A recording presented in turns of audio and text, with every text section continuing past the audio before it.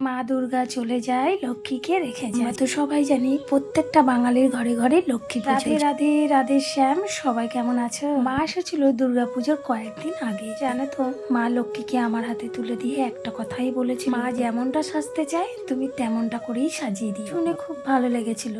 আমি অবশ্য জিজ্ঞেস করেছিলাম, লক্ষ্মী মায়ের মুখটা দেখো কি সুন্দর দেখতে। না জানি সাজার পর মাকে আরো কত সুন্দর লাগবে। সেবা দিয়ে তাকে পরিষ্কার করে শুরু করলাম তার আদেশ নিয়ে অঙ্গ। সবার প্রথমে পরিষ্কার করে কিন্তু আমি প্রাইমার লাগাবো। অনেকের প্রশ্ন থাকে, প্রাইমার কেন লাগাবো?